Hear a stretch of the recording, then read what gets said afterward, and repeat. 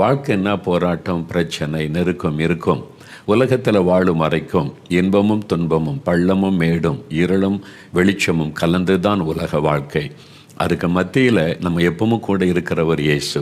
நான் உன்னை விட்டு விலகுவதும் இல்லை, உன்னை கைவிடுவதும் இல்லை. எல்லா நேரமும் நம்ம கூட இருக்கிறவர். பகலிலும் இருப்பார், இரவிலும் இருப்பார். நம்ம பள்ளத்தில் போகும்போதும் இருப்பார், மேட்டில் நடக்கும்போதும் இருப்பார், இருளின் பள்ளத்தாக்கில் நடக்கும்போதும் கூட இருப்பார். வனாந்தரத்தின் பாதையிலும் அவர் இருப்பார், செழிப்பின் நாட்களிலும் அவர் இருப்பார். இயேசு வானத்தையும் பூமியை உண்டாக்கின அந்த ஆண்டவர் நம்ம கூட இருப்பது தான் பெரிய சந்தோஷம். அவர் கூட இருக்கிறார்ல, அப்போ சந்தோஷமாக இருங்க. மற்ற எல்லா பிரச்சனைகளும் அவர் பார்த்து கொள்ளுவார். அதனால் நாம் தேவனிடத்தில் எல்லாவற்றையும் தெரியப்படுத்தும் போது எல்லாவற்றையும் அவர் கவனித்து கொள்ளுவார். இயேசு நம்மோடு கூட இருக்கிறார். இந்த விசுவாசத்தை எப்பொழுதும் நீங்கள் விட்டு விடாதபடி கவனமாக இருக்கணும். எப்போ இயேசு உங்களுடைய உள்ளத்தில் ஏற்றுக்கொண்டீங்களோ உங்களுக்குள் அவர் வாசம் பண்ணுகிறார். நமக்குள் அவர் வாசம் பண்ணுவது ஒரு பெரிய ரகசியம், யாராலும் விளங்கி கொள்ள முடியாத ரகசியம். அவ்வளோ பெரிய தேவன் இந்த சின்ன உள்ளத்தில் வந்து நம்மோடு கூட வாசம் பண்ணுகிறார். தேவனை போல பெரியவர் யாருமே இல்லை. வானம் எனக்கு சிங்காசனம், பூமி எனக்கு பாதபடின்னு சொல்லுகிறாராம். அப்போ அவளை ஒரு பெரிய தேவன் பார்த்தீங்களா? அதே மாதிரி தேவனை போல சின்னவங்களும் வேறு யாரும் கிடையாது. அவ்வளோ பெரிய தேவன் இயேசுவே என் உள்ளத்தில் வந்து வாசம் பண்ணுன்னு சொல்லும்போது இந்த சின்ன இருதயத்துக்குள்ளே அவர் வந்து வாசம் பண்ணுகிறார். என்னுடைய இருதய சிம்மாசனத்தில் இயேசு இருக்கிறார். அதான் கிறிஸ்தவ வாழ்க்கை. அதுதான் தேவனுடைய ராஜ்யம் நமக்குள்ளே வந்துவிட்டது என்ற அர்த்தம். தேவனுடைய ஆளுகை என் இருதய சிம்மாசனத்தில் இயேசுவை நான் வச்சிருக்கிறேன். அவர் என்ன விரும்புகிறார் அதைத்தான் செய்வேன். அவர் என்ன விரும்புகிறார் அப்படித்தான் நடப்பேன். அவர் என்ன விரும்புகிறார் அப்படித்தான் செயல்படுவேன். என் இருதய சிம்மாசனத்தில் இயேசு உட்கார்ந்து என்னை ஆளுகை செய்கிறார். அதான் கிறிஸ்தவ வாழ்க்கை. அவர் எப்போவுமே கூட இருப்பார். 24 மணி நேரமும் அவர் நம்ம கூடவே இருப்பார். நான் உன்னை விட்டு விலகுவதும் இல்லை, உன்னை கைவிடுவதும் இல்லை. பரிசுத்தாவினால் நிரப்பப்பட்ட பிறகு அவர் வெளியே போவதும் இல்லை. ஆனால் பரிசுத்தாவியை துக்கப்படுத்தாதருங்கள்னு வசனம் சொல்லுது. நீங்கள் ஏதாவது ஆண்டவரை துக்கப்படுத்துகிற மாதிரி வசனத்துக்கு மாறாய் செயல்படும் போது ஆவியானவர் துக்கப்பட்டவர் ஒடுங்கி விடுவார். உங்கள் வீட்டில் வயசான சிலரை வச்சுருப்பீங்க. அவங்க தாய் தகப்பனருக்கான்னு வைங்க. அவங்களுக்கு முழு சுதந்திரம் கொடுத்தீங்கன்னா அவங்கள்ட்ட ஆலோசனை கேட்டால் சரிப்பா இப்படி செய்ய அப்படி செய்யன்னு ஆலோசனை கொடுப்பாங்க. அவங்களுக்கு கொடுத்து மகிழ்ச்சியாக இருப்பாங்க, விசாரிப்பாங்க. அவங்க வீட்டில் எல்லாத்துக்கிட்ட அன்பாக இருப்பாங்க.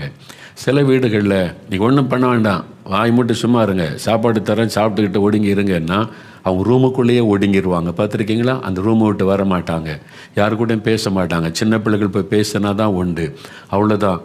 அப்போ நீங்கள் கொடுக்குற சுதந்திரத்தை வைத்து தான். எங்கள் அப்பாவுக்கு முழு சுதந்திரம், நீங்கள் எங்கே வேணாலும் இருங்கப்பா, எங்களுக்கு ஆலோசனை சொல்லுங்கள், ஜெபம் பண்ணுங்க அப்படின்னு நடந்து கொண்டால் நீங்கள் வீட்டில் ஃப்ரீயாக இருக்கலாம்.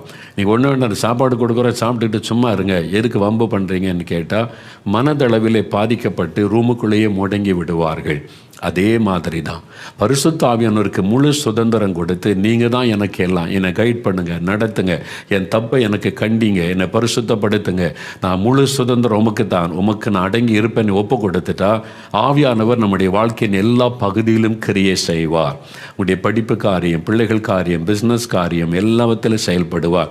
இல்லை நீங்கள் ஒன்றும் பண்ண வேண்டாம், நாங்கள் அப்பப்போ ஜெபம் பண்ணுவோம், பைபிள் வாசிப்போம், எங்கள் தேவையை சொல்லுவோம், நீங்கள் ஜெபம் பண்ணும்போது பதில் கொடுத்தா போதும், அதுக்கு மேலே நீங்கள் ஆலோசனை சொல்ல வேண்டாம், எங்கள் விருப்பப்படி தான் நடப்போம், எங்கள் விருப்பப்படி தான் நாங்கள் தீர்மானிப்போம், நீங்கள் அவ்வளோதான் அமைதியாக இருங்க, அதெல்லாம் எங்களுக்கு தலையிடாதங்கன்னு சொல்லிட்டா அவர் முடங்கி விடுவார். அதான் ஆவியை அவித்து போடாதிருங்கள் அப்படின்னு வசனம் சொல்லுது. நீங்கள் ஆவியானவருக்கு முழு சுதந்திரம் கொடுத்தா உங்களுடைய வாழ்க்கையின் எல்லா பகுதியிலும் செயல்படுவார்.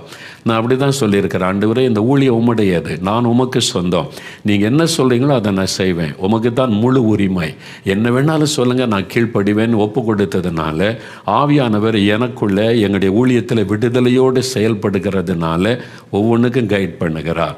அப்படி இல்லாமல் நான் என் இஷ்டப்படி ஊழியம் செய்வேன், பிரசங்கம் பண்ணுவேன், நீங்கள் ஜெபக்கிற நேரத்தில் உதவி செஞ்சால் போதும்னு சொல்லிட்டீங்கன்னா அவர் முடக்கப்பட்டு விடுவார்.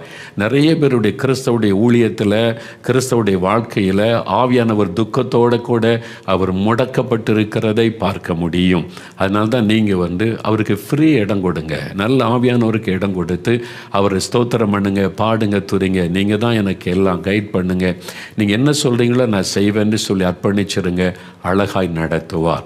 அப்போ எப்பொழுது ஆவியில் நிறைந்திருங்க, பரிசுத்த ஆவியில் களி கூறுங்க, பரிசுத்தாவிக்குள்ளே நிறைந்து ஜெபிங்க. தனி ஜெபத்தை விட்டு விடாதுங்க. அதிகாலையில் 4 மணிக்கு எழும்பி ஜெபிச்சிங்களே அதை விட்டுறாதுங்க. 5 மணிக்கு எழும்பி ஜெபிக்கிறீங்களா அதை விட்டு விடாதுங்க. தொடர்ச்சியாக ஜெபம் பண்ணுங்க. வாரத்தில் ஒரு நாள் உபவாசம் பண்ணி ஜெபம் செய்யுங்க. தினந்தோறும் குடும்ப ஜெபத்தை விட்டு விடாருங்க. நாளைக்கு இப்போ 2 காரியம் இருக்கு ஆவியின் கனியை குறித்து, அது வேகமாக தியானித்து நாம் முடிக்கலாம். கலாத்தியர் 5ஆம் அதிகாரம் 22, 23 வசனங்கள் எடுத்துக்கொள்ளுங்க. கலாத்தியர் 5, 22, 23 வசனங்கள். ஆவியின் கனியோ அன்பு, சந்தோஷம், சமாதானம், நீடிய பொறுமை, தயவு, நற்குணம், விசுவாசம், சாந்தம், இச்சையடக்கம். இப்படிப்பட்டவளுக்கு விரோதமான பிரமாணம் ஒன்றுமில்லை. ஆவிக்குரிய 9 வரங்கள் மாதிரி ஆவியின் கனிகளிலே 9 தெய்வீக சுபாவங்கள். இயேசுவனுடைய அந்த சுபாவம், அந்த குணம் நமக்குள்ள வரணும். இந்த 9 காரியமும் இயேசுக்குள்ளே இருந்த அந்த குணங்கள், சுபாவங்கள் நமக்குள்ளே வரும்போது ஆவியின் கனி, அதான் அந்த ஃப்ரூட் ஆஃப் ஸ்பிரிட், பரிசுத்த ஆவியானவர் நமக்குள்ளே கொண்டு வருகிற தெய்வீக சுபாவங்கள். இதை நமக்குள்ளே நாம உருவாக்கி கொள்ள முடியாது. நாம் ஆசைப்பட்டு விரும்பி ஜெபிக்கும் ஒரு பரிசுத்த ஆவியானவர் ஆவியின் கனி, பரிசுத்த ஆவியானவர் நமக்குள்ளே உருவாக்குகிற கனி. இந்த 9 சுபாவங்களை இணைந்த ஒரு கனி. அதனால தான் அதை குறித்து நம்ம ஏற்கனவே நாம் 7 சுபாவங்களை தியானித்து விட்டோம். பாருங்கள், அன்பு, சந்தோஷம், சமாதானம், நீடிய பொறுமை, தயவு, நற்குணம், விசுவாசம். அது வரைக்கும் நம்ம தியானித்து விட்டோம். இன்றைக்கி 2 காரியங்களை தியானித்து முடிக்க போகிறோம். அடுத்து பாருங்கள், சாந்தம். இது ஒரு ஆவிக்குரிய தெய்வீக சுபாவம். இந்த குணம் நமக்குள்ள இருக்கணும். இந்த சாந்தம்னா என்ன அப்படின்னு கேட்டால், அடக்கமாக இருப்பது, பணிவாக இருப்பது, அதாவது எதிர்ப்பு காட்டாமல் அமைதியாக இருப்பது. அவங்க பேசினா கோபம் வரும், கோபத்துக்கு ஆப்போசிட் தான் சாந்தம். இன்னும் கோபம் வர மாட்டேங்குது, சாந்தமாக இருக்காங்களே அப்படின்னா, அந்த மாதிரி எதிர்ப்பு காட்டாதபடி அமைதியாக இருப்பது சாந்த குணம். நம்ம நிறைய காலத்தில் எதிர்ப்பு காட்டிடுவோம் தெரியுமா? ஒருத்தர் பேசினா நம்ம விட மாட்டோம், நான் என்ன அப்படின்னு நம்ம நீதியை வெளிப்படுத்துவதற்கு பேசுவோம். ஆனால் அப்படி பேசாமல் நீங்கள் அமைதியாக இருக்கணுவீங்களா, அதான் சாந்த குணம் என்பது. இந்த சாந்த குணம் வந்துட்டால் நிறைய வீட்டில் வர சண்டையெல்லாம் தடுத்துடலாம், பிரச்சனையெல்லாம் தடுத்துடலாம், குழப்பெல்லாம் நீங்கிறோம், நல்ல மாற்றத்தை கொண்டு வந்து விட முடியும். இந்த சாந்த குணம் இல்லாதனால தான் குடும்பங்கள் உடைகிறது, பிரிவினை உண்டாகிறது, சமாதானம் பாதிக்கப்படுகிறது. அது குடும்பங்களில், சபைகள், எல்லா இடத்துலையுமே அந்த பாதிப்பை உண்டாக்குகிறாரு. அப்போ இந்த சாந்த குணம், இதுக்கு உதாரணம் யாரை சொல்லலாம்னா, இயேசு.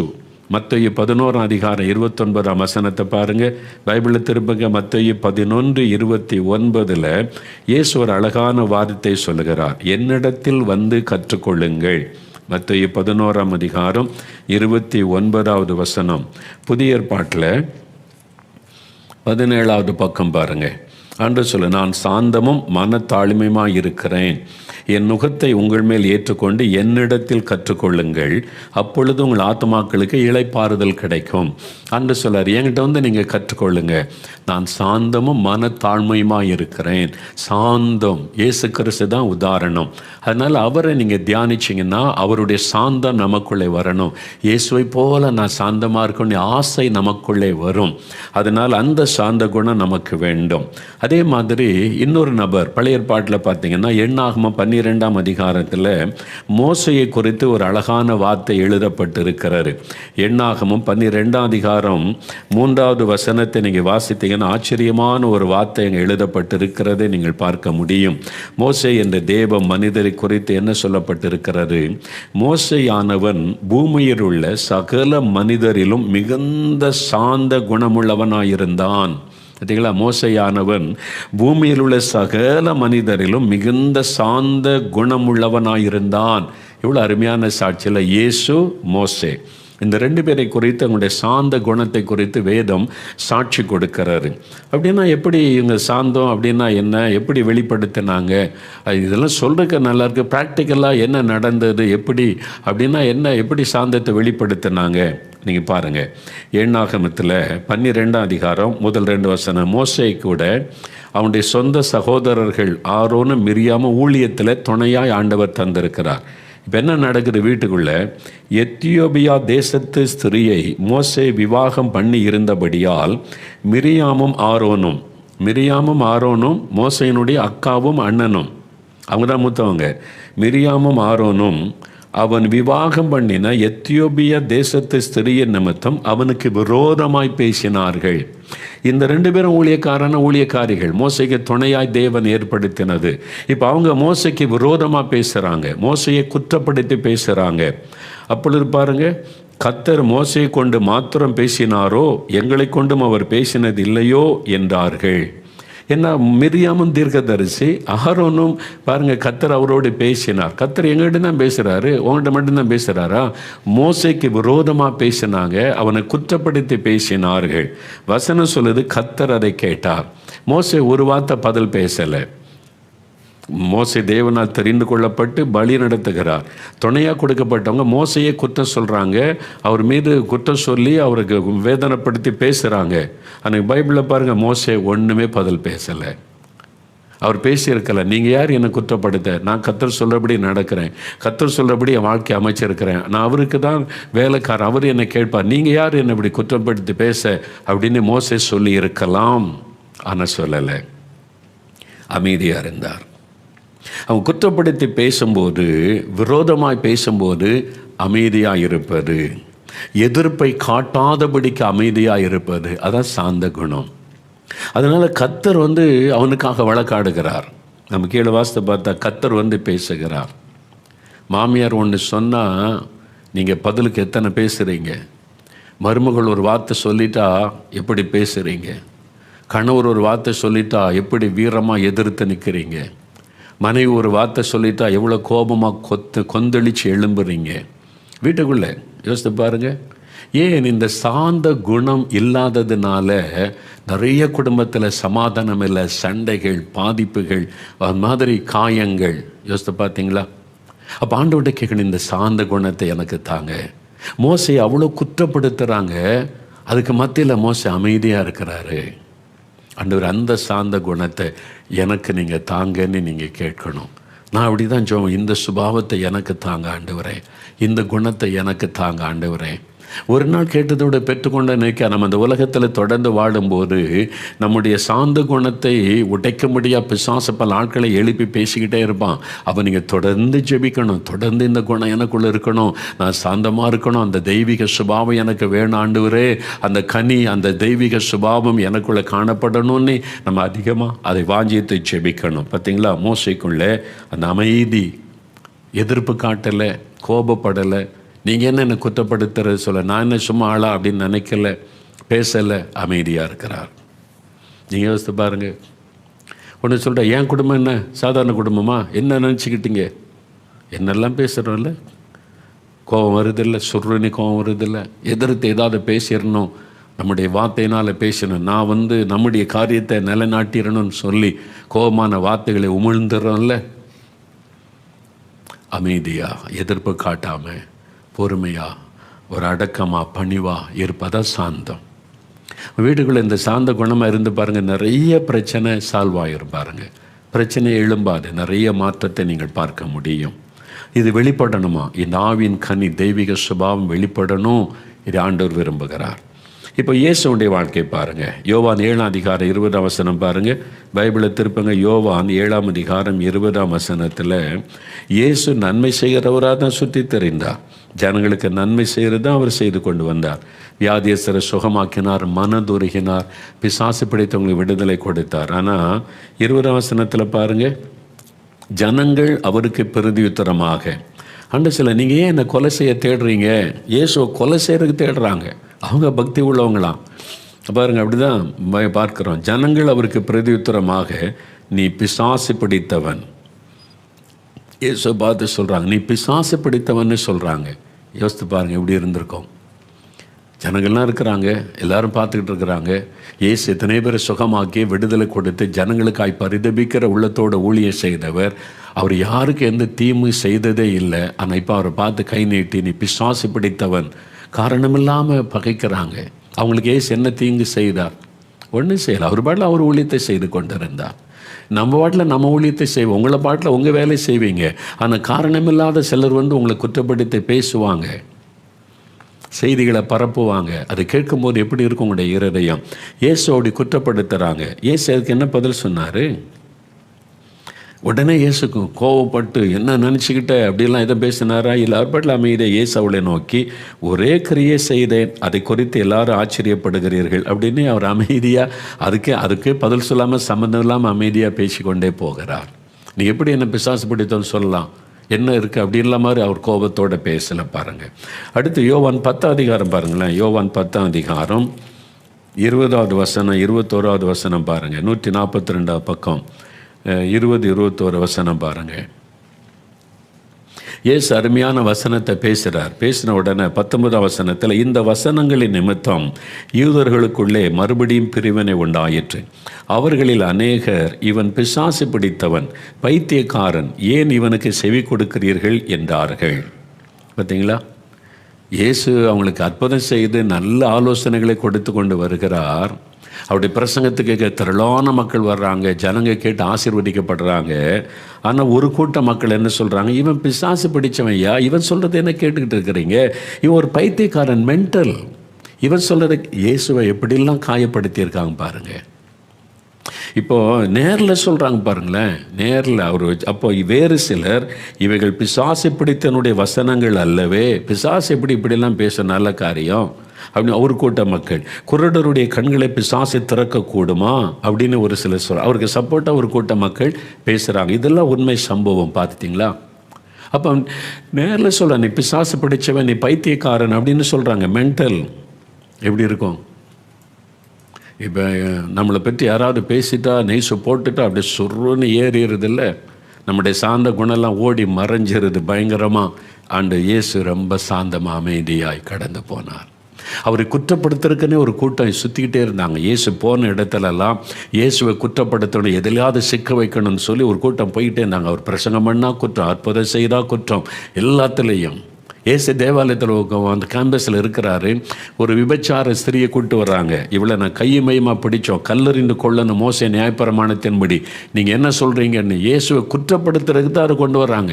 ரொம்ப பெரிய பரிசுத்தவான்கள் மாதிரி இயேசுவை எப்படியாவது சிக்க வைக்கணும் அப்படின்னு சொல்லி. அப்போ ஆண்டவர் பாருங்கள், பொறுமையாக எழுதி கொண்டு சாந்தமாக. அவங்க என்ன மனசில் வந்தாங்க இயேசுக்கு தெரியும், கோவப்படலை, அவர் பேசலை, அமைதியாக எழுதி கொண்டாங்க. திரும்ப திரும்ப கேட்குறாங்க.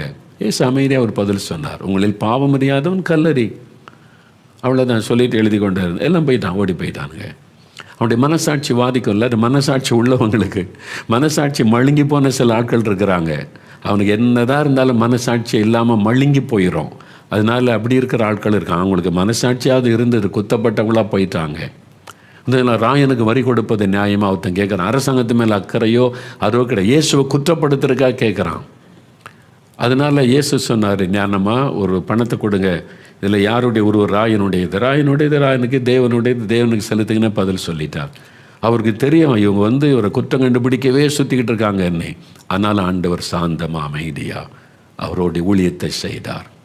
அப்போ நீங்கள் உங்கள் வீட்டில் வேலை செய்கிற இடத்துல, நீங்கள் பிஸ்னஸ் பண்ணுற இடத்துல, நீங்கள் வசிக்கிற இடத்துல, உங்களுடைய சாந்த குணத்துக்கு விரோதமாய், உங்களுடைய சாந்த குணத்தை கெடுக்கும்படிக்கு, உங்களுக்குடைய கோபத்தை உண்டாக்கும்படி பல சோதனைகள் வரும். சாந்தத்துக்கு ஆப்போசிட் கோபம்.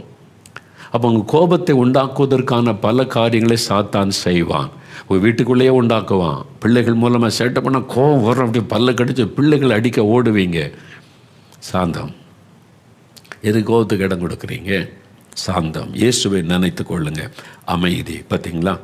1 பேதுரு 2 அதிகாரம் 23 வசனம் பாருங்களேன். 1 பேதுரு 2 அதிகாரம் 23வது வசனம் பாருங்கள். பைபிள் என்ன சொல்லுதுன்னு கவனிங்க. இயேசுவை குறித்து அருமையான ஒரு சாட்சி அங்கே சொல்லப்படுகிறது. நம்ம மனதில் பதிக்க வேண்டிய காரியம். 1 பேதுரு 2:23. இயேசு வையப்படும் போது பதில் வையாமலும், இயேசுவை திட்டுறாங்க, பதிலுக்கு அவர் திட்டவில்லை. பாடுபடும் போது பயமுறுத்தாமலும்.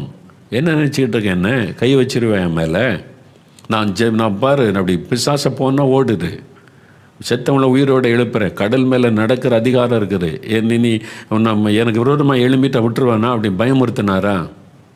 யாரையும் ஒரு பயமுறுத்தலை. அதுதான் சொல்லப்பட்டிருக்கிறது. வையும் போது பதில் வையாமலும், பாடுபடும் போது பயமுறுத்தாமலும், நியாயமாய் தீர்ப்பு செய்கிறவருக்கு தம்மை ஒப்புவித்தார். பிலாத்துக்கு முன்னால் நிறுத்தி பொய்யான குற்றச்சாட்டை இயேசு மேலே சொல்லிக்கிட்டே இருக்கிறாங்க. இயேசு ஒன்றுமே பதில் பேசலை. கவர்னருக்கு ஆச்சரியம், என்ன இவ்வளோ பேர் குற்றப்படுத்துகிறாங்க, நீங்கள் அமைதியாக இருக்கிறீங்களே. இயேசு ஒன்றும் பதில் சொல்லலை, அமைதியாக இருந்தார், சாந்தமாக இருந்தார். அதான் இயேசுடைய சுபாவம். ஆண்டவரே, இந்த குணம் எனக்கு வேணும். நான் ரொம்ப ஆசைப்பட்டிருக்கேன். இயேசுவை தான் என் வாழ்க்கையில் நான் ரொம்ப ரசித்திருக்கிறேன். நிறைய ஊழியக்காரருடைய வாழ்க்கையை வாசித்து அவனுடைய வாழ்க்கை மூலமாக நிறைய கற்றுக்கொண்டு இருக்கிறேன். எனக்கு ரொம்ப பிடித்தமான ஊழியர்கள் நிறைய பேர் இருக்கிறாங்க. டாக்டர் பில்லி கிரஹாம், ஓரல் ராபர்ட், T.L. ஆஸ்பான், அவங்களுடைய வாஸ்து அவங்களுடைய லைஃப்பை ரசித்திருக்கிறேன். எப்படிலாம் அங்கே கத்தருக்கு ஒளிச்சை நிறைய கற்றுக்கொண்டு இருக்கிறேன். சகோதரர் DJ தினகரன், ஜீவானந்தம், அது போன்ற ஊழியர்கள், ஓட்டத்தை ஓடி முடித்தவங்க, இப்போ இருக்கிற பல ஊழியர்கள் நிறைய பேர் சொல்லலாம். அவங்களுடைய லைஃப்பில் இந்த நிறைய கற்றுக்கொண்டேன். ஆனால் நான் நிறைய ரசித்தது இயேசு இயேசு இயேசு. அதனால தான் 4 சுவிசேஷங்களை நான் திரும்ப திரும்ப திரும்ப திரும்ப எண்ணிக்கைக்கு அடங்காத முறை நான் வாசித்திருக்கிறேன். ஏன்னா இயேசு இயேசு அவருடைய சுபாவம் எனக்கு வேணும், அவருடைய குணம் எனக்கு வேணும், அவரை போல நான் மாறணும்னு ஆசைப்பட்டு ஜெபித்திருக்கிறேன். இன்னும் ஜெபித்து கொண்டு இருக்கிறேன். இன்னும் அதை தான் நான் ஜெபிக்கிறேன். உண்மை போல எனக்கு அந்த சுபாவத்தை தாரும். அந்த சாந்த குணம் பார்த்திங்களா இயேசுக்குள்ளே இருந்தது. எங்கூட நான் பைபிள் காலேஜில் படிக்கும்போது சேலம் ஏற்காடை சேர்ந்த பென்னட் என்கிற சகோதரர் படித்தார். ரொம்ப சாந்தமாக இருப்பார், பேசுகிறது அமைதியாக பேசுவார், சாந்தமாக இருப்பார். அவருடைய ஆக்டிவிட்டீஸ் நான் கவனிச்சுட்டு எனக்கு ஆச்சரியம். ஒரு நாள் அவர்கிட்ட கேட்டேன், நீங்கள் இவ்வளோ சாந்தமாக இருக்கீங்களே, எப்படி அது நீங்கள் இப்படி தான் எப்போவுமே அப்படின்னு கேட்டேன். அவர் சொன்னார், சிரிச்சுக்கிட்டே, இல்லை நான் பயங்கர கோபக்காரன். நான் காலேஜில் படிக்கும்போது பிரின்ஸ்பால் ரூமில் வச்சு பூட்டிட்டேன். நான் ஸ்ட்ரைக் பண்ணுவதில் நான் தான் லீட் பண்ணுவேன். அப்படி தான் இருந்தேன். பாக்ஸிங்லாம் பழகி இருக்கிறேன் அப்படின்னு சொல்லி, பாக்ஸிங்னாக்கி அவங்க சொந்தக்காரங்க ஒருக்க அந்த சொத்து பிரச்சனையில் மோசம் போக்கிட்டாங்களாம். அதனால் நான் பாக்ஸிங்கில் நான் வெற்றி பெற்று காமராஜர் சீஃப் மினிஸ்டர் இருக்கும்போது கப்பு வாங்கியிருக்கேன் அவர் கையில். அவங்க வீட்டுக்கு போயிருந்தபோது ஃபோட்டோலாம் இருந்துச்சு. கேட்டேன். அவர் சொன்னார், அப்படி எப்படியா நீங்கள் பாக்ஸிங்லாம் வெற்றி பெற்றுன்னு கேட்டேன். அவர் சொன்னார், முன்னால் நிற்கிறது ஸ்டூடெண்ட்டாக நினைக்க மாட்டேன், எங்களுக்கு விரோதமாக இந்த சொந்தக்காரங்களை நினச்சி நான் அடிப்பேன். அந்த மாதிரி கோபக்காரன் நான். இயேசு என்னை மாற்றினார், சாந்தமாய் மாற்றினார். எந்த அளவுக்கு மாற்றினார் தெரியுமா? நாங்கள் ஏற்காடில் அவங்க வீட்டில் தங்கி, நம்ம பைபிள் காலேஜ் ஸ்டூடெண்ட்ஸ் 10-15 பேர் தங்கி அந்த மலை கிராமங்களில் போய் ஊழியம் செய்கிறோம். ஒரு மாதத்துக்கு மேலே தங்கியிருந்து கிராமம் போய் சுவிசேஷம் அறிவித்தோம். அப்போ அவர் சொன்னார், எங்களுடைய உறவினர் சித்தப்பா அவங்க ரொம்ப காலமாக எங்களுக்குள்ள பிரச்சனை, பேசிக்கொள்வதில்லை, அந்த காலத்தில் உண்டான சொத்து பிரச்சனை, இப்படி சமாதானம் இல்லாமல் இருக்கிறோம். அதனால் நானும் அவங்கள ரொம்ப பேசிட்டேன், ரொம்ப துக்கம், ஒரு மன்னிப்பு கேட்டு ஒப்புரவாயிடணும், ஒரு சமாதானம் வந்துட்டால் நல்லா இருக்கிறோம், அதனால் அவங்க இடத்துக்கு போனோம், நீங்களே எனக்கு வர்றீங்களான்னாங்க. அப்போ நாங்கள் பைபிள் காலேஜ் ஸ்டூடெண்ட்ஸ் 10-15 பேர் போகிறோம். ஜெபம் பண்ணிவிட்டு சரி உங்க கூட வர்றேன்ட்டு போனால் தோட்டம், அவங்களோட எஸ்டேட் பகுதி, அங்கே அவங்க சித்தப்பா இருக்கிறாங்க, நிறைய வேலைக்காரங்க வேலை செய்துக்கிட்டே இருக்கிறாங்க. நாங்கள் கூட போகிறோம். எனக்கெல்லாம் பயம், இது என்னதுன்ட்டுன்னு. ஆனால் அவர் ரொம்ப அமைதி சாந்தமாக போனார். போயிட்டு எத்தனையோ வருஷமாக பேசாதவங்க இப்போ மெதுவாக சித்தப்பா அப்படின்னு கூப்பிட்டார். மன்னிப்பு கேட்டு ஒப்புரவாருக்கு போனார். அவ்வளோதான், சித்தப்பா நடந்தெல்லாம் மன்னிச்சிருங்க, நான் தப்பு பண்ணியிருக்கிறேன் சாரின்னு கை கும்பிட்டு மன்னிப்பு. அவருக்கு வந்தது பாருங்கள் கோபம். எப்படிடா என் நிலத்துக்குள்ளே வரலாம், நீ வெளியே போடா, கேம்பஸ் விட்டு தாறு மாறா திட்டுகிறார், பேசினார், அவமானப்பட. வேலைக்காரங்களாம் பார்க்குறாங்க. 2 பேரும் பெரிய குடும்பம், பெரிய எஸ்டேட்டு ஓனர், அவங்க எஸ்டேட்டு வச்சுருக்கிறாங்க அந்த மாதிரி. அதனால் நிறைய வேலைக்காரங்களுக்கெல்லாம் தெரியும், எல்லோரும் பார்க்குறோம். நாங்கள் பைபிள் காலேஜ் ஸ்டூடெண்ட்ஸ் ஒரு 15 பேர் நிற்கிறோம். அப்படி எல்லாம் ஸ்டன்னாகி போய் பார்க்குறோம். நான் அப்படியே அந்த சூழ்நிலையை பார்க்குறேன். அப்போ இதெல்லாம் 77 நடந்த காரியம். அப்போ பாருங்கள், அவர் தாறுமாறாக திட்டுறார் கோவத்தில். வெளியே போ, என் எல்லைக்குள்ளே நிற்காதுன்னு திட்டுகிறார். இவர் ஒன்றும் பேசலை, ரொம்ப அமைதியாக அப்படியே தலையை தாழ்த்தி அப்படின்னு நின்று கொண்டார். எல்லோரும் அவமானப்படுத்துகிற மாதிரி பேசும்போது அமைதியாக சாந்தமாக இருந்துட்டு அந்த திட்டை வாங்கி கொண்டு சரின்னு வந்துட்டு இவங்க லேண்டில் ஜெபம் பண்ண, ஆண்டவரே அவங்க பேசினதை நான் மன்னிக்கிறேன், மன்னிச்சிரும், அவங்களுக்கு சமாதானம் தாரும், அந்த அன்பை தாருன்னு ஜெபிச்சுட்டு வந்தோம். அதனால தான் கேட்டேன், எப்படி உங்களுக்கு இந்த சாந்தம் வந்தது? இயேசு, அந்த தெய்வீக சுபாவத்தை இயேசு தருகிறார். அந்த கோபத்தில் எரிச்சல் இருக்கிற ஆளை மாற்றுகிறார். நீங்கள் நிறைய பேர் கணவன்மார் உங்கள் கோபத்தில் இந்த விடுதலை பெற்ற சாந்த குணத்தை பெற்றுக்கொள்ளுங்க, நிறைய பிரச்சனை மாறிடும். நிறைய மனைவிமார் ஜெபிக்கிறீங்க, பைபிள் வாசிங்க, சர்ச்சுக்கெல்லாம் போகிறீங்க, நல்லது தான். ஆனால் திடீர்னு எழும்புதில்லை கோபம், அந்த மாம்சம் எழும்புதில்லை, சாந்த குணம் போயிருதில்லை, வார்த்தைலாம் வருதில்லை, தடித்த வார்த்தைகள். இயேசு பேசுகிற மாதிரி பேசுகிறீங்களா? இயேசு சிந்திக்கிற மாதிரி சிந்திக்கிறீங்களா? யோசித்து பாருங்கள். இயேசுவை போல் மாறணும்னு கேளுங்க ஆண்டவரிடத்தில். மாம்சத்துக்கு இடம் கொடுக்காதங்க. பக்தி இருக்குது, ஜெபம் இருக்குது, எல்லாம் இருக்குது. ஆனால் சுபாவம் மட்டும் மாறலை, அந்த மாம்ச குணம் தான் இருக்குது. அதுலேருந்து நம்ம வெளியே வரணும்னு ஆண்டவர் விரும்புகிறார். கிறிஸ்துவின் தெய்வீக சுபாவம் நமக்குள்ளே உண்டாகணும். ஆண்டவரிடத்தில் கேட்கணும், ஆண்டவரே இந்த சுபாவத்தை எனக்கு கொடுங்கன்னு சொல்லி. பிலிப்பியர் 4:5 சொல்லுது, உங்கள் சாந்த குணம் எல்லா மனுஷருக்கும் தெரிந்திருப்பதாக. நீங்கள் ரொம்ப சாந்தம் உள்ளவங்கன்றதை உங்கள் சுற்றிலும் இருக்கிற மக்களுக்கு தெரிஞ்சிருக்கணும், உங்கள் குடும்பத்தாருக்கு தெரிந்திருக்கணும். அந்த அளவுக்கு சாந்தமாக இருங்க. கலாத்தியர் 6:1 2 தீமோத்தேயு 2:26 வாசிக்கும்போது, நீங்கள் சாந்தமுள்ள ஆவியோடு மற்றவங்களுக்கு போதிக்கணும். நீங்கள் மற்றவங்களுக்கு ஒரு ஆலோசனை சொல்கிறீங்கன்னு வைங்க, அவங்களுக்கு கோவம் வந்துடும், சிலர் ஏற்றுக்கொள்ள மாட்டாங்க. அதனால் உங்களுக்கு கோபம் வர்ற மாதிரி பேசிடுவாங்க. ஆண்டவர் சொல்ல, சாந்தமுள்ள ஆவியோட போதிங்க. அவங்க எதிர்க்கத்தான் செய்வாங்க, அவங்க ஏற்றுக்கொள்ள மாட்டாங்க, திட்டத்தான் செய்வாங்க. நீங்கள் சாந்தமுள்ளவளாக நடந்து கொள்ளுங்க, அறிந்து கொள்ளணும். நாங்கள் ஒரு சமயம் ஒரு கிராமத்துக்கு ஊழித்து போயிருந்தோம். என் ஆரம்ப காலத்தில் 78 எங்களுடைய ஊழியம் ஆரம்பிக்கப்பட்ட போது 10 வருஷம் கிராமம் ஊழியம் செய்வோம், திருப்பிரசங்கம் பண்ணுவோம், வீடு வீடாக ட்ராக்ஸ் கொடுப்போம், பேசுவோம், ஒரு டீமாக போவோம், ஆண்கள் பெண்கள் வாலிபர்கள் எல்லாம் போய் பாட்டு பாடிக்கிட்டு. ஒரு சமயம் ஒரு எல்லைக்குள்ளே போகிறோம், பாட்டு பாடிக்கொண்டே கொஞ்சம் வாலிபர்கள்லாம் வந்துட்டாங்க. ரோட்டில் தான் வாலிபர்களாக வந்து மறிச்சிட்டு எங்கள் ஊருக்குள்ளே வரக்கூடாது, இங்கே பிரசங்கம் பண்ணக்கூடாதுன்னு பயங்கரமாக தகராறு பண்ணுறாங்க. என் கூட இருந்த ஒரு தம்பிக்கு பயங்கர சுருன்னு ஏறிட்டாங்க. சொன்னாங்க, நாங்கள் ரோட்டில் தான் நிற்கிறோம், உங்கள் தெருவுக்குள்ளே வரல, உங்கள் வீட்டுக்குள்ளே வரல, இது ரோடு, ஜனங்கள் நடக்கிற ரோடு, அதில் தான் பாட்டு பாடுறோம், அதில் தான் நாங்கள் பிரசங்கம் பண்ணுறோம், நீங்கள் யார் கேட்குறதுக்குன்னா அவங்களும் வீரமாக பயங்கரமாக பேசுகிறாங்க, இவங்களும் கோபத்தில் பேசுகிறேன். நான் சொன்ன, அமைதியாக இருங்க, பொறுமையாக இருப்போம். அவங்க கோபத்தில் பேசுகிறாங்க, மத வைராக்கியத்தில். ஓகே, என்ன சொன்னேன், ஓகே தம்பி, நாங்கள் யாரையும் கட்டாயப்படுத்த வரல, யாரையும் மதம் மாற்ற வரல, நற்செய்தி சொல்ல வந்தோம். உங்களுக்கு வேண்டான்னா நாங்கள் விட்டுடுறோம், அவ்வளோதான். இயேசுவோட தான் உங்களுக்கு ஏற்றுக்கொள்ளனா அடுத்த கிராமத்துக்கு போங்கன்னு சொல்லி, ஓகே நாங்கள் ஒன்றும் இங்கே பேசலை செய்யலைன்னு ஒன்று அவங்க அப்படியே அமைதியாகிட்டாங்க. சில சமயம் அப்படி கோவம் வரும் நமக்கு, ஏன் இதுக்கு செய்யக்கூடாது அப்படின்னு. அப்போ ஆண்டவர் சொல்கிறார், பொறுமையாக அந்த சாந்தமுள்ள ஆவியோடு நீங்கள் நடந்து கொள்ளுங்க. எதிர்ப்புக்கிற மக்கள் பேசினாலும் திட்டினாலும் சாந்தமுள்ள ஆவியோடு நடந்து கொள்ளுங்க. அதுதான் அவங்களுக்கும் இயேசுவின் ஆவிக்கும் உள்ள வித்தியாசம். நீங்கள் அப்படி நடந்து கொள்ளுங்கன்னு சாந்தமாக பதில் சொல்லணுமா? சிலர் பரிகாசம் பண்ணுவாங்க, வேணுக்குன்னே கேள்வி கேட்பாங்க. சாந்தமாக அவங்களுக்கு பதில் சொல்லுங்கள், அதான் முக்கியம். நான் ரட்சிக்கப்பட்டு ஆண்டோடைய ஊழியக்காரனோட எங்கள் ஊரில் எங்கள் தெருவில் இருந்த ஒரு எங்களுடைய சொக்காரங்கன்னு சொல்லல, சொந்தக்காரங்க. அப்படி ஒருத்தருக்கு என்னை பிடிக்கவே பிடிக்காது. அதுலேருந்து என்கிட்ட பேச மாட்டாங்க, என்னை பார்த்த முறைச்சி பார்ப்பாங்க, தன்னால் திட்டிக்கிட்டே போவாங்க அப்படியே. அப்போ ஏன்னா நான் கிறிஸ்தவன் ஆகிட்டேன், ஊழியம் செய்கிறேன்னு சொல்லி. ஏன்னா எங்கள் ஏரியாவில் ஒருத்தர் கூட இயேசு ஏற்றுக்கொள்ள அந்த காலத்தில். அது நான் கிறிஸ்டின் ஆனது அவங்களுக்கு பிடிக்கவே இல்லை. பயங்கரமாக முறுமுறுக்கிறது, கோபமாக திட்டிட்டு போகிறது, அதெல்லாம் உண்டு. இப்படியே சில வருஷம் ஆயிட்டு ஒரு முறை பாருங்கள், திருச்சியில் நான் ஒரு ஃபங்க்ஷனில் எங்கள் ஊர் ஆட்கள் எல்லாம், என் சொந்தக்காரங்க எல்லாம் இந்துக்கள், என் கூட படித்தவங்க எல்லோரும் நாங்கள் நிற்கிறவங்கள்ட்ட பேசி கொண்டு இருக்கிறோம்.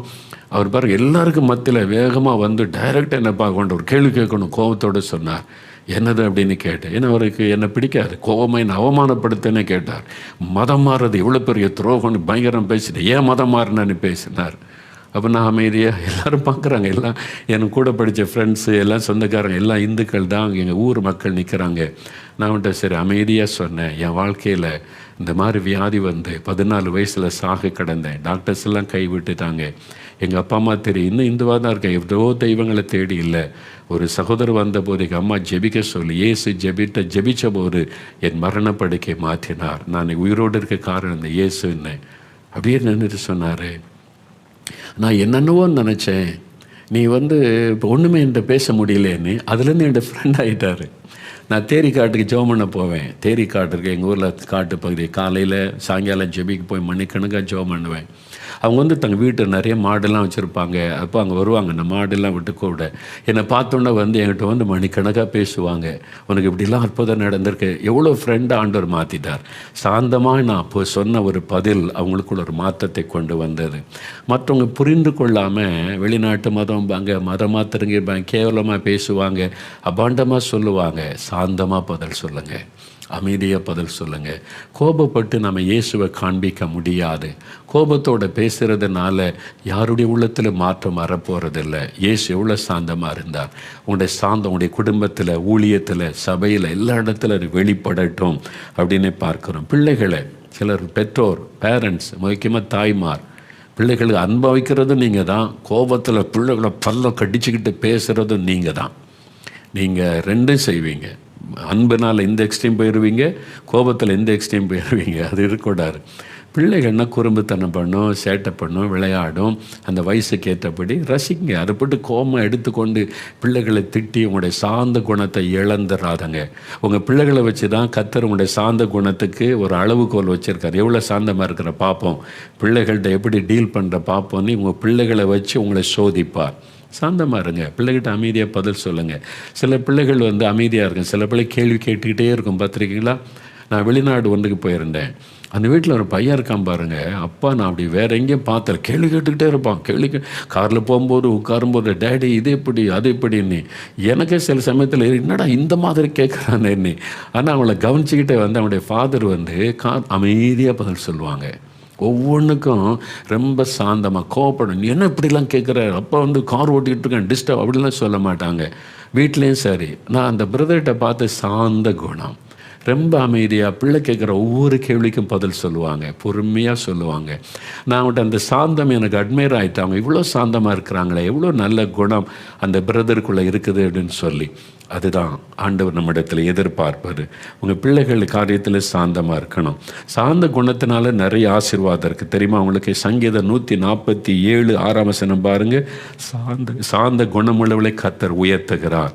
நீங்கள் வேலையில் உயர்த்தப்படணுமா, பிஸ்னஸில் உயர்த்தப்படணுமா, ஊழியத்தில் உயர்த்தப்படணுமா, சாந்த குணத்தை இயேசுகிட்டேருந்து பெற்றுக்கொள்ளுங்க. சங்கீதம் 37:11 பாருங்கள். சாந்த குணமுள்ளவர்கள் பூமியை சுதந்தரித்து சமாதானத்தினால் மகிழ்ச்சியாக இருப்பார்கள். நீங்கள் சாந்தமாக இருங்க, சந்தோஷமாக இருக்கலாம். சமாதானம் இருக்கும், மகிழ்ச்சி இருக்கும். நீங்கள் சாந்தத்தை இழந்து கோபத்தில் பேசிட்டீங்க, உங்கள் சமாதானம் பாதிக்கப்படும், உங்கள் மகிழ்ச்சி பாதிக்கப்படும். அப்போ சாந்த குணமுள்ளவர்கள் தான் சமாதானத்தினால் மகிழ்ந்திருப்பார்கள். மத்தேயு 5:5 இயேசு சொல்லுகிறார், சாந்த குணமுள்ளவர்கள் பூமியை சுதந்தரிப்பார்கள். நீங்கள் சாந்தமாக பேசுங்க, எல்லோரும் உங்கள்கிட்ட ஃப்ரெண்ட்ஷிப் ஆயிடுவாங்க. ஆமாம், எல்லோரும் ஃப்ரெண்ட்ஷிப் ஆயிடுவாங்க. சாந்த குணமுள்ளவர்கள் ஃப்ரெண்ட்ஸ் இன்றைக்கி சாந்தமாக பேசுங்களேன். நான் சென்னைக்கு போயிருந்தப்போ ஒரு நாள் காலையில் வாக்கிங் போனேன். ராயபுரத்தில் நான் தங்கியிருந்த ட்ரஸ்டிஸ் வீட்டில் தங்கியிருந்தேன். காலையில் எழும்பி வாக்கிங் போனேன் ஒரு கார்டன். அங்கே போனபோது ஒரு வயசான ஐயா, அவங்க ரொம்ப பக்தி உள்ளவங்க. நெத்தியில் அந்த பக்தியின் அடையாளம் இருந்தது. 2 முறை சுற்றி வரும்போது என்னை பார்த்துட்டு போனாங்க. என்ன இந்த ஐயா நம்மளை ஒரு மாதிரி பார்க்குறாங்களேன்னு எனக்கு ஒரு எண்ணம். 3வது முறை நாங்கள் சுற்றி வரும்போது என்கிட்ட, ஐயா கொஞ்சம் நெல்லுங்க அப்படின்னாங்க. அவங்க தான் என்கிட்ட பேசினாங்க, தம்பி அப்படின்னு பேசினாங்க.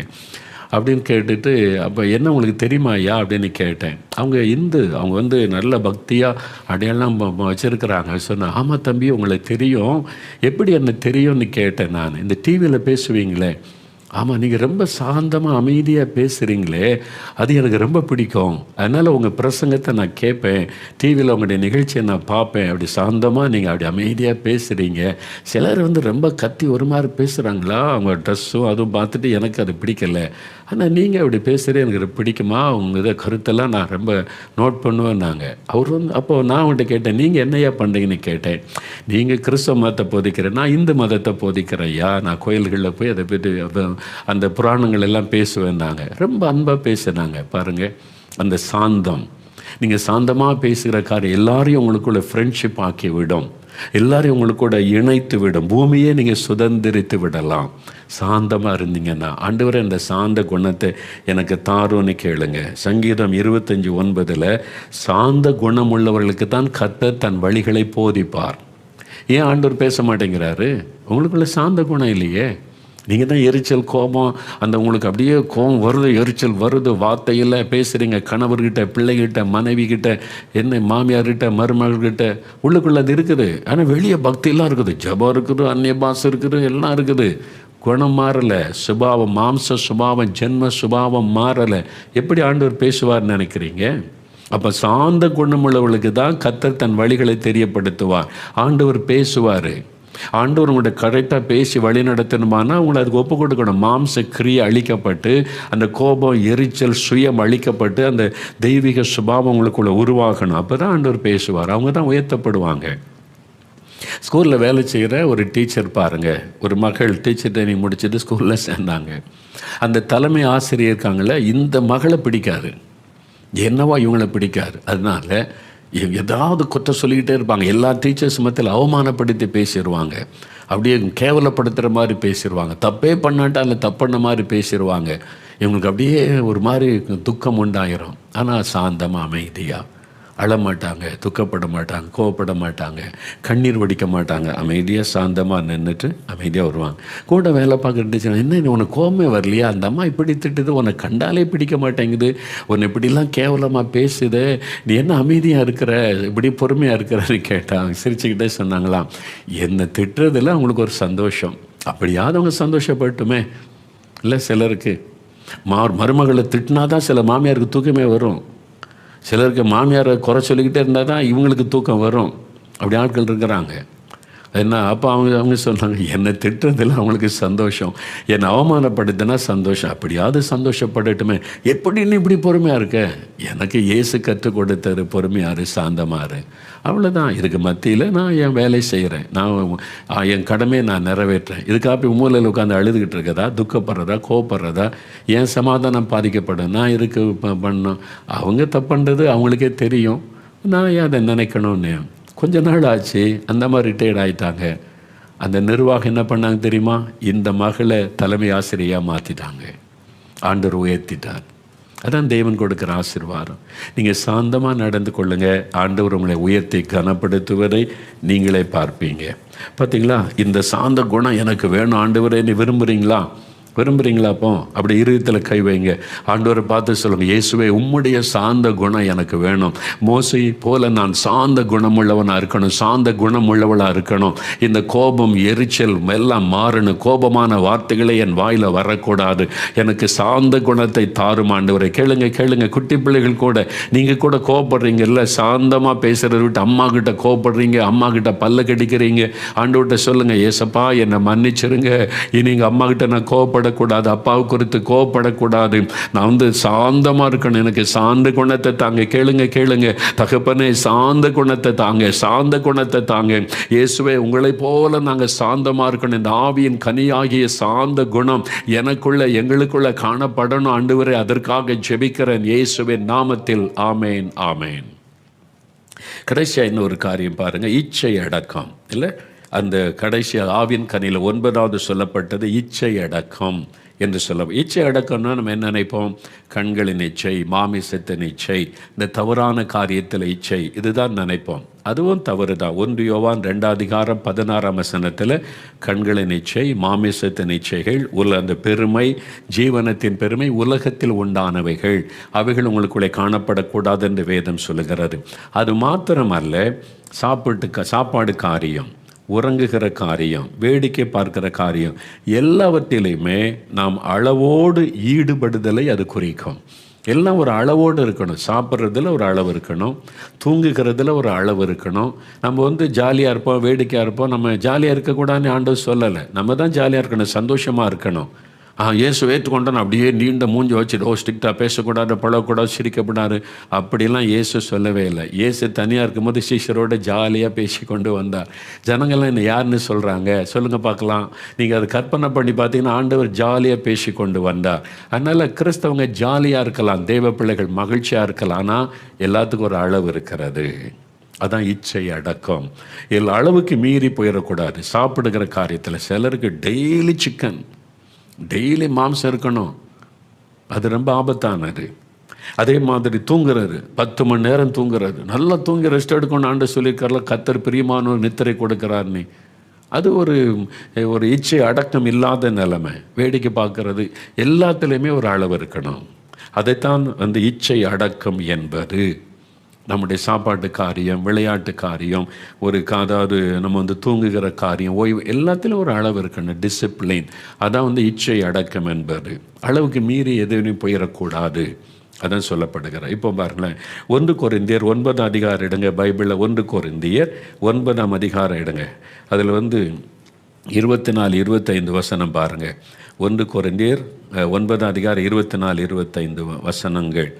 25, 26 பாருங்கள். பந்தயத்திற்கு போராடுகிற யாவரும் எல்லாவற்றிலேயும் இச்சை அடக்கமாய் இருப்பார்கள். அவர்கள் அழிவுள்ள கிரீடத்தை பெறும்படிக்கு அப்படி செய்கிறார்கள், நாமோ அழிவில்லாத கிரீடத்தை பெறும்படிக்கு அப்படி செய்கிறோம். அவர் சொல்றார், அதாவது பந்தயத்திலே போராடுகிறவர்கள், பந்தய சாலையிலே ஓடுகிறவர்கள் அப்படின்னு முந்தின வசனத்தில் இருக்குது. போட்டியில் இப்போ ஓட்ட பந்தயம், ஃபுட்பால், கபடி, கிரிக்கெட், பல விளையாட்டு இருக்குல்ல, அந்த மாதிரி அவங்கெல்லாம் வந்து சாதிக்கணும், ஜெயிக்கணும் அப்படின்னு தான் போவாங்க. அவங்க எல்லாரும் பாருங்கள், அவங்க இச்சை அடக்கமுள்ளவளாக இருப்பாங்க. அதுக்கு என்ன அர்த்தம்? கண்களின் இச்சை, மாம்ச இச்சை, அந்த காரியம் மாத்திரல்ல, சாப்பிட்றதுல கவனமாக இருப்பாங்க, கண்டபடி சாப்பிட மாட்டாங்க. நீங்கள் அவங்கள்ட்ட கேட்டு பாருங்கள், விளையாட்டு வீரர்கள் ஓட்டப்பந்தயத்தில் ஓடுறவங்க சாப்பாட்டில் ஒழுங்கு வைப்பாங்க. இதை தான் சாப்பிட்ணும், இவ்வளோ தான் சாப்பிட்ணும், டிசிப்ளின். கண்டதெல்லாம் சாப்பிட்டா உடம்பு பெருத்து போனால் ஓட முடியாது, விளையாட்டில் ஜெயிக்க முடியாது. அவங்க ஜெயிப்பதற்காக இச்சை அடக்கமுள்ளவளாக இருப்பாங்க. சாப்பிட்றதுல ஒரு கண்ட்ரோல் இருக்கும், குடிக்கிறதுல ஒரு கண்ட்ரோல் இருக்கும். எல்லாமே பாருங்களேன், பாட்டு பாடுறவங்கள பாருங்களேன், ஐஸ்கிரீம் எல்லாம் நல்ல விஷயம் சாப்பிடன்னு வரும்போது சிலர் ஐஸ்கிரீமே சாப்பிட மாட்டாங்க. எங்கள் பாடுகிற பன்னீர்செல்வம் பார்த்தீங்கன்னா சிலது சாப்பிடவே மாட்டார். ஏன்னா என் தொண்டை ஆண்டவர் கொடுத்தது, அதை பாதுகாக்கணும், நான் பாடுகிற கிருபை தந்திருக்கிறார், அது பாதிக்கக்கூடாது என்று அவங்க தியாகம் பண்ணுறாங்க சில காரியத்தை. அது இச்சை அடக்கம். அதில் ஆசை இருக்குது, ஆனால் வேண்டாம். ஏன்? என் தொண்டை பாதிக்கப்பட்டுரும், நான் பாடணும், இயேசுவை மகிமைப்படுத்துவது பாதிக்கப்படும். அதில் கண்ட்ரோல், அது இச்சை அடக்கம். எல்லாத்தையும் சாப்பிட எனக்கு உரிமை இருக்குது, ஆனால் எல்லாத்தையும் செய்யக்கூடாது, அது பாதிக்கும். இதில் கவனம் செலுத்தணும். நான் இப்போ ஊழியம் செய்கிறோம், ராத்திரி பிரசங்கம் பண்ணணுமானா நல்லா சாப்பிட்டா தானே நல்லா ஊழியம் செய்ய முடியும்பாங்க. நல்லா சாப்பிட்டா நல்லா ஊழியம் செய்ய முடியாது, ஜெபிக்க முடியாது. அதனால் சாப்பாட்டில் லிமிட் வச்சுருப்போம், இவ்வளோ தான் சாப்பிடணும், அப்போ தான் நாங்கள் ஜெபிக்க முடியும். இல்லாட்டா சாப்பிட்டுட்டு தூக்கம் தான் வரும், ஜெபிக்க முடியாது. அப்போ இச்சை அடக்கம் நமக்கு வேணும், சாப்பாட்டில் ஒரு கண்ட்ரோல் வேணும், இதை சாப்பிடணும், இதை சாப்பிடக்கூடாது. அப்போ விளையாட்டு வீரர்கள் எல்லாருமே சாப்பாடில், தூக்கத்தில் அவங்க மணிக்கணக்காக தூமா, விடியகால் 4 மணிக்கு கிரவுண்டுக்கு போயிடுவாங்க. சாதனையாளர்கள் பாருங்கள், 4 மணிக்கு. நான் மலேசியா போயிருந்தப்போ அங்கே ஒரு பாஸ்டர் இருக்காங்க, அவங்க வீட்டில் தங்கியிருந்தேன். அவங்களுடைய மகன் விடிய காலையில் அவங்க வந்து விடியற்காலம் அவங்க போயிட்டு காலையில் நான் எழுப்பி ஜெபிக்கும் போது வெளியிலேருந்து காரில் வர்றாங்க.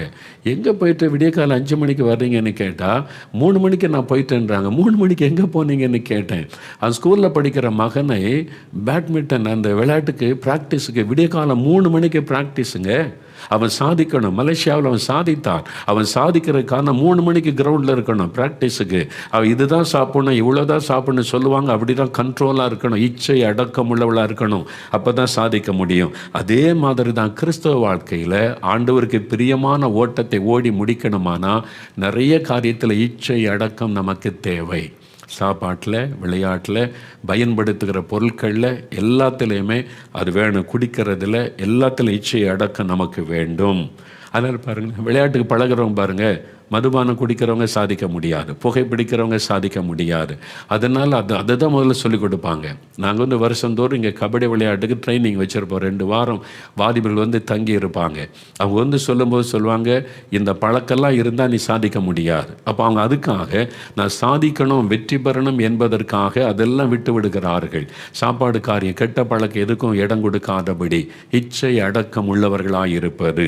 அதனால தான் கிறிஸ்தவ வாழ்க்கையில் 1 கொரிந்தியர் 9:27 பாருங்க, பவுல் சொல்லுகிறார், மற்றவர்களுக்கு பிரசங்கம் பண்ணுகிற நான் தானே ஆகாதவனாய் போகாதபடிக்கு என் சரீரத்தை ஒடுக்கி கீழ்ப்படுத்துகிறேன். அதான் இச்சை அடக்கம்.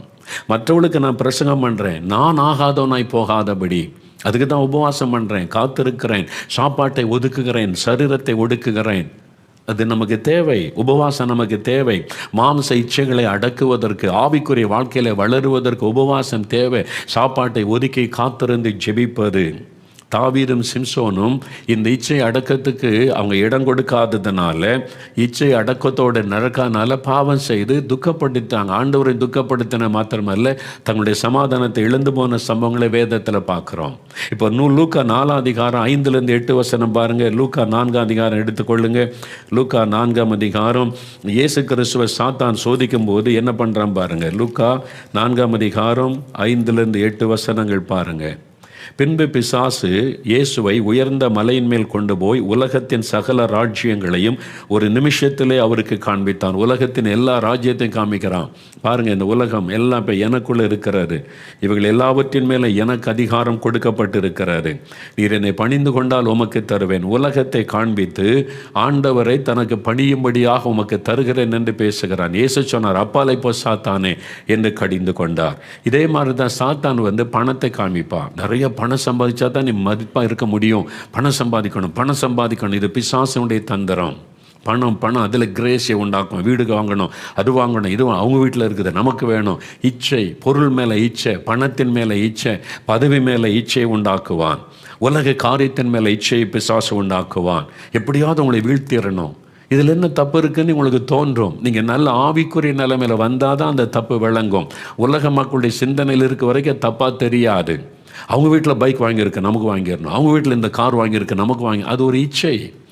அதுக்கு இடம் கொடுக்கக்கூடாது. அந்த இச்சையை நீங்கள் ஜெயிக்கணும். அந்த இச்சை அடக்கம் உங்களுக்கு வேணும். பார்க்குறதெல்லாம் வாங்கிடணுன்ற இச்சை அது காணப்படக்கூடாது.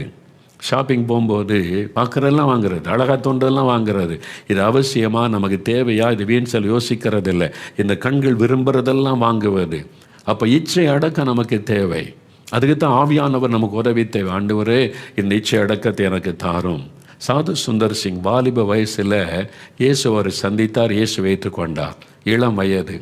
இப்போ ஒரு இயேசுக்கு சாட்சியாக மாறணும்னு அவங்க அப்பாவுக்கு பெரிய பிரச்சனை. சீக்கிய மதத்தில் அவங்க இருந்ததுனால இவன் கிறிஸ்தவன்றான், இயேசுன்றான், இது நம்ம குடும்பத்துக்கு அவமானம் ஆயிருமேன்னு சொல்லி வாலிப வயசில் அவங்க அப்பா என்ன பண்ணார், கூப்பிட்டு வந்து அவருக்கு ஒரு அழகான பெண், சொந்தத்தில் ஒரு பெண்ணை ஒழுங்கு செய்து, இந்த பெண்ணை நீ திருமணம் செய்யணும், உனக்கு ஒழுங்கு பண்ணி இருக்கிறோம். அது மாத்திரம் இல்லை, பணம் நகைகள் எல்லாம் குமிச்சு போட்டார். இதெல்லாம் உனக்கு தானே தம்பி, இந்த பணம்லாம் உனக்கு, இந்த நகைகளெல்லாம், இந்த சொத்தெல்லாம் உனக்கு தான். பெரிய பணக்காரர் அவங்க அப்பா. பெண்ணையும் காண்பித்தார், பணத்தையும் காமிச்சார். இதெல்லாம் உனக்கு தான். இயேசு வேண்டாம், விட்டு விடு, உனக்கு இந்த பெண்ணை கல்யாணம் பண்ணி வைக்கிற, இந்த சொத்தெல்லாம் நீ அனுபவி, நல்ல வாழ்க்கையை என்ஜாய் பண்ணுன்னு சொன்னாங்க. ஒரு பக்கம் இயேசு, இன்னொரு பக்கம் ஒரு பெண்ணும் செல்வமும். சாது சுந்தர் சிங் இளம் வாலிபன், அவருக்கு முன்னால் நிறுத்தப்பட்டிருக்கிறது. கண்களின் இச்சை, மாமிசத்தின் இச்சை, உலகத்தின் ஆசை, எதுக்கு செவி கொடுக்கிறான் என்று பார்க்க அந்த வாலிபன், சுந்தர் என்கிற வாலிபன் சொன்னான். சாதுவாக மாறினது அப்புறம் சுந்தரின் வாலிபன் சொன்னான், எனக்கு இயேசு போதும், இந்த பெண்ணும் வேண்டாம், பொருளும் வேண்டாம், இந்த உலக காரியம் வேண்டாம், எனக்கு இயேசு போதும். இயேசுவை தான் தனக்கு ஏற்றுக்கொண்டார். இயேசு தான் எனக்கு வேணும்னு பிடித்து கொண்டார். உலகத்தின் செல்வத்திற்கும் பெண்ணுக்கும் அந்த ஆசைக்கும் இடம் கொடுக்கலை. அவர் இச்சை அடக்கத்தோடு தன்னை அர்ப்பணித்ததுனால அவரை விஷம் வைத்து கொல்லுவதற்கு அவங்க அப்பா தீர்மானம் பண்ணி விஷம் வைக்கப்பட்டது. ஆனால் அதில் அவர் காண்டவர் காப்பாற்றி அவரை ஆசீர்வதித்து சாதுவாய் மாறி உலகமெல்லாம் இயேசுவின் அன்பை கொண்டு சென்றார் சாது சுந்தர் சிங். இன்றைக்கி உங்கள் வாழ்க்கையில் என்ன? வேலை என்கிற உலக ஆசையில் நிறைய பேரை பிசாசு கவிழ்த்து விடுகிறான். பணம், சம்பாத்தியம் என்கிற கிரேஸில் நிறைய பேரை கவிழ்த்து விடுகிறான். பெருமை, இந்த உலக பொருள், வீடு, ஆடம்பரம், இதை காண்பித்து இச்சை அடக்கம் இல்லாததுனால உலகத்துக்கு பின்னாலே போய் தங்களுடைய ஆத்மாவை கெடுத்து கொண்டவங்க நிறைய பேர். ஆனால் ஆண்டு சொல்ல, இச்சை அடக்கம் உள்ளவளாக இருங்க, அது ஆவியின் கனி. இன்றைக்கு ஒப்பு கொடுங்க. ஆண்டவரே, நான் எதை பார்த்தாலும் விரும்புகிறேன், எதை பார்த்தாலும் வாங்கணும்னு நினைக்கிறேன், எதை பார்த்தாலும் அதை அடையணும்னு நினைக்கிறேன். பணம், புகழ், இந்த வீடு, பொருள், உலக காரியத்து மேலே எனக்கு ஆசை எனக்கு இருக்கிறது. இதிலெல்லாம் எனக்கு மாற்றி இச்சை அடக்கத்தை எனக்கு தாரும். நீங்கள் ஜெபம் பண்ணுங்க. ஆண்டவரே, இந்த ஆவியின் கனி எனக்குள்ளே காணப்படணும். எல்லாரும் எழுந்து நில்லுங்க, நாம் ஜெபிக்கலாம். 2 நிமிடம் ஜெபம் பண்ணி முடிக்க போகிறோம். இந்த ஆவியின் கனி நமக்குள்ள முழுமையாக 9 சுபாவங்களை நமக்குள்ள உருவாகணும். ஆண்டவரே, அதற்காக நான் ஒப்பு கொடுக்கிறேன்னு சொல்லி இப்போ நம்ம ஜெபிக்கணும். இது உருவாகணும். என்ன செய்யணும் தெரியுமா? ரோமர் 8:13 சொல்லுகிறாரு. ரோமர் 8:13, மாம்சத்தின்படி பிழைத்தால் சாவீர்கள், ஆவியினாலே சரீரத்தின் செய்கைகளை அழித்தால் பிழைப்பீர்கள். ஆவியினால் இந்த சரீர மாம்ச கிரியைகளை அழிக்கணும். இந்த மாதிரி இச்சைகளை தூண்டுகிற காரியங்கள் இதெல்லாம் நீங்கள் அழிக்கணும். கோபத்தை கொண்டு வருகிற காரியங்கள் அழிக்கப்படணும். பரிசுத்த ஆவியானவருக்கு இடம் கொடுத்து அந்த கிரியைகள், மாம்ச கிரியை அழிக்கப்பட்டாதான் ஆவியின் கனி உண்டாகும். ஒரு வயல் காட்டில் பயிர் செய்து, இப்போ வாழை பயிர் செய்தான்னு வைங்க, அதை வெட்டி எடுத்தாச்சு, அந்த முடிந்து விட்டு அடுத்த பயிர் போடணுமானா அந்த வாழையினுடைய அடி வேரெல்லாம் பிடுங்கி எடுத்து நிலத்தை சுட்டரித்து புதுசாக மாற்றினாதான் நெல் போட முடியும். அடுத்த பயிர் போட்ட முடியும், பலன் கொடுக்க முடியும். ஏற்கனவே இந்த மாம்ச கிரியைகள் நமக்குள்ள இருந்தது அல்லவா, அது முற்றிலும் அழிக்கப்பட்டாதான் ஆவின் கனி உருவாக முடியும். அந்த மாம்ச கிரியைகளை அழிக்கிறவர் பரிசுத்தாவின் அக்கினி. ஆண்டவரே, அந்த அக்கினி எனக்குள் இறங்கி இந்த மாம்ச கிரியைகளை அழிக்கட்டும், சுயத்தை அழிக்கட்டும். எனக்குள்ள இந்த ஆவியின் கனி 9 தெய்வீக சுபாவம் எனக்கு வேணும். ஜெபிக்கிறீங்களா? எல்லாம் அப்படியே ஆண்டவருடைய சமூகத்தில் இது விரும்புகிறோங்க. இந்த ஆவியின் கனி எனக்கு வேணும். மாம்ச கிரியைகள் அழியணும். நான் ரட்சிக்கப்பட்டிருந்தாலே, ஜெபித்தாலும், ஊழியம் செய்தாலும் இந்த மாம்ச கிரியை எனக்குள்ள இருக்கிறது. சுயம் இருக்கிறது, உலக ஆசை இருக்கிறது, பெருமை இருக்கிறது, கோபம் இருக்கிறது, மாம்ச சிந்தை இருக்கிறது. இந்த மாம்ச கிரியை அழியணும். எனக்குள்ள ஒரு ஆவிக்குரிய சிந்தை வரணும். எனக்குள்ள ஆவிக்குரிய கனி காணப்படணும். அதற்கு என்னை ஒப்பு கொடுக்கிறேன்னு சொல்றவங்க உங்க இருதயத்தில் கை வைத்து ஜெபம் பண்ணுங்க. இருதயத்தில் கை வைத்து ஜெபம் பண்ணுங்க. ஆவியானுடைய வல்லமை எனக்குள்ள இறங்கட்டும். மாம்ச கிரியைகள் அழியட்டும். இந்த ஆவியின் கனி எனக்குள்ளே உருவாகட்டும். ஆண்டவரே, இந்த மாம்ச சிந்தை அழியட்டும், மாம்ச கிரியை அழியட்டும். ஆவியின் கனி 9 சுபாவங்களும் எனக்குள்ளே வேணும். ஆண்டவரே, ஜெபம் பண்ணுங்க. ஒரு நிமிடம் ஜெபம் பண்ணுங்க. கண்களை மூடி கருத்தா இயேசுவை நோக்கி ஜெபம் பண்ணுங்க. அன்பு வேணும், சந்தோஷம் வேணும், சமாதானம் வேணும், நீடிய பொறுமை எனக்கு வேணும், சாந்தம் வேணும், நற்குணம் எனக்கு வேணும். ஆண்டவரே, இச்சை அடக்கம் எனக்கு வேணும், விசுவாசம் எனக்கு வேணும். இந்த ஆவியின் கனி எனக்குள்ள உருவாகணும். அதற்காக ஜெபிக்கிறேன். மாம்ச கிரியைகள் அழியட்டும். இயேசுவே, பரிசுத்த ஆவியானுடைய அக்னியை எனக்குள்ளே அனுப்பும். அந்த ஆவியானவர் இறங்கி மாம்ச கிரியைகளை அழித்து அந்த ஆவியின் சுபாவம் எனக்குள்ளே உண்டாக செய்யும். நான் அதற்காக ஜெபிக்கிறேன். தகப்பனே, யார் யார் இருதயத்தில் கை வைத்து இந்த ஆவியின் கனி எனக்குள்ளே வேணும், ஆண்டவரே, மாம்ச கிரியைகள் அழியணும், தெய்வீக சுபாவம் எனக்கு வேணும், இயேசுவின் குணங்கள், இயேசுவின் சுபாவங்கள் எனக்குள்ளே வேணும். இந்த இச்சைகள் எல்லாம் அழியணும், உலக காரியங்கள் அழியணும், உலக சிந்தை அழியணும், உலக பெருமைகள் எல்லாம் என்னை விட்டு ஒழியணும். இயேசுவின் தாழ்மையும் சிந்தையும் எனக்குள்ள வரணும். அந்த சிந்தை எனக்குள்ளே தரும்படிக்கு எனக்குள்ள ஆவிக்குரிய மாற்றத்தை உண்டாக்கும் என்று யார் யார் ஜெபிக்கிறாங்களோ ஒவ்வொருவருக்குள்ள அக்கினி இறங்குவதாக. அந்த மாம்ச கிரியைகள் அழியட்டும். ஆவியின் கனி உருவாகட்டும்.